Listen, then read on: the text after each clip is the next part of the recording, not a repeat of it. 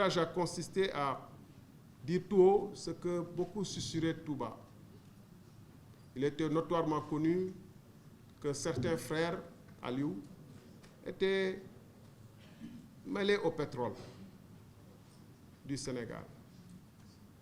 De manière directe, indirecte, quel est son rôle, sa responsabilité? Jusqu'ici, la question reste à être élucidée. C'est une question essentielle pour le Sénégal qui a vécu de 2007 à 2012 une tentative de dévolution monarchique du pouvoir, une gestion assez clanique des affaires, au point où le Sénégal s'est dressé comme un seul homme pour dire non à cette façon de faire. Et lorsque donc, venant de son lointain exil chinois, M. Aliou Sall s'est introduit dans notre pétrole, beaucoup, et jusqu'aujourd'hui, tentent d'ignorer cette question, de l'éviter ou de l'éluder. Je crois que le mérite d'Ousmane Sonko a été d'avoir posé une question qui n'est pas qu'une question subjective, une question personnelle, mais une question de fond, pour les raisons que je rappelais tantôt, le combat que nous avons tous mené ensemble pour que le Sénégal soit un Sénégal où tous les Sénégalais aient les mêmes chances et que les ressources du Sénégal ne soient pas gérées de manière patrimoniale ou familiale, mais de manière en sorte que le paysan du Fouta ou le berger de Fongolémi puissent en tirer leur part de manière équitable et juste. Et je crois que l'une des raisons fondamentales du courroux qui vous est tombé dessus, c'est plus cette question-là que les autres questions.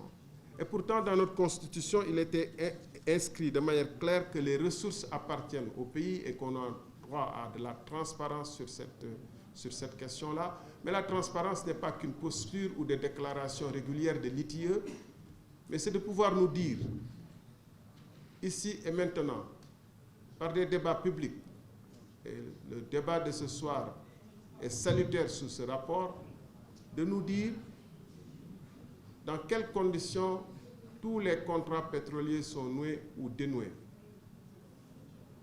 Qui est bénéficiaire de ces contrats et dans quelles conditions? Quels sont les avantages à en attendre de notre pays? Et comment certaines personnes qui n'ont pas les compétences, ni les expériences, ni les ressources nécessaires se sont furtivement introduites dans le champ pétrolier sénégalais. C'est ça la transparence et c'est ça le gros combat que les Sénégalais ont mené.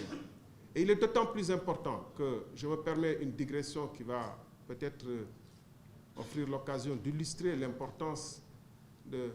Ce n'est pas qu'une question de posture théorique.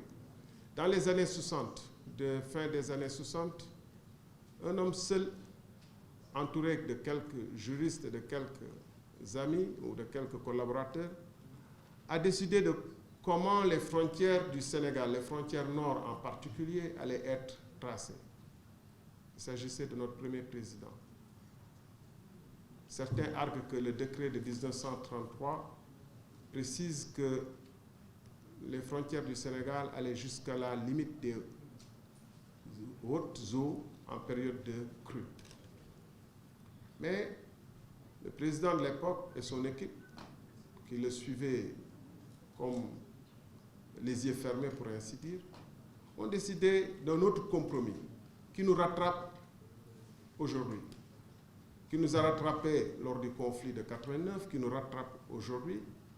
C'est dire que tout ce qui concerne fondamentalement un pays et qui transcende les générations, qui transcende une voire plusieurs générations, ce qui est le cas du pétrole, puisque les contrats pétroliers durent en 20 ans plus renouvelables, 25 ans renouvelables pour des périodes de 10 ans, 45 ans, 2 fois.